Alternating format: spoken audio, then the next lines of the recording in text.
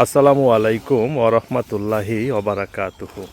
দর্শক, ভিডিওতে যে মাছটি দেখতে পাচ্ছেন এটা আমাদের পদ্মা নদীর মৃগেল মাছ। দেখুন দর্শক, কত সুন্দর, মাশাআল্লাহ, আলহামদুলিল্লাহ, শুকর আলহামদুলিল্লাহ। কাশেম একটু হাতে নেন তো, মাছটা একটু হাতে নেন, হাতে নেন একটু, এইভাবে বোঝা যাচ্ছে না। হ্যাঁ, মাথায় আর লেজে হাত দিয়ে ধরেন।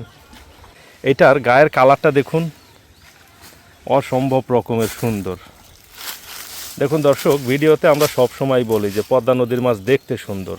এইটার প্র্যাকটিক্যালি আপনারা নিজেরাই দেখুন।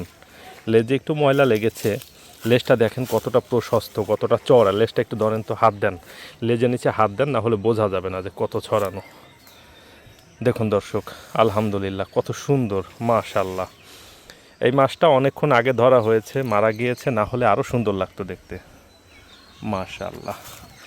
তো এত বড় একটা মাছের মুখটা দেখেন কতটুকু ছোট, ঠিক আমার হাতের মতো এতটুকু একটু মুখ, এবং এইটার শরীরটা দেখেন কত বড়।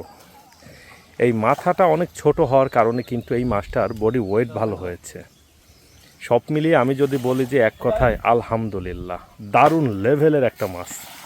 এবং এইটা আসলে পদ্মা নদীর মাছ। মৃগেল মাছের একটা ভালো গুণ হচ্ছে এরা কিন্তু কখনোই অন্য মাছকে ডিস্টার্ব করে না। মৃগেল মাছের কারণে আমাদের পুকুরে রুই মাছের গ্রোথ কিন্তু কখনোই হ্যাম্পার হয় না, কাতলা মাছের ক্ষেত্রেও সেটা হয় না।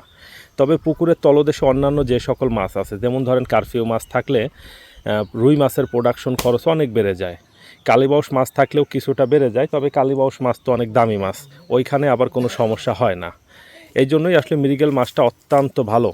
আপনারা যারাই মাছ চাষ করেন, মৃগেল মাছটাকে অবহেলা না করে এটাকে চাষে দেওয়ার চেষ্টা করবেন। এটাতে ব্যাপক প্রোডাকশন আসে এবং একটু বড় সাইজ করে বিক্রি করতে পারলে, দেখেন এই যে কাশেম ভাই যেটা ধরে আছে, কাশেম ভাই আপনি হাসেন না কেন, বেজার হয়ে থাকেন কেন? হ্যাঁ, সবসময় হাসি খুশি থাকবেন। এইরকম বড় সাইজ করে বিক্রি করতে পারলে বাংলাদেশের সব জায়গাতেই ভালো বাজার পাওয়া যায়। যাই হোক দর্শক, সবাই ভালো থাকবেন, সুস্থ থাকবেন, আমার জন্য সবাই দোয়া করবেন। আর এই মাছটাকে বাসায় খাওয়ার জন্য নিয়ে যাচ্ছি, এই জন্য মুখে দেখেন কাশেম ভাই বেঁধে রেখেছে। সবাই ভালো থাকবেন, সুস্থ থাকবেন। ভিডিওটা এখানে শেষ করতেছি। আসসালামু আলাইকুম ওয়া রাহমাতুল্লাহি ওয়া বারাকাতুহু।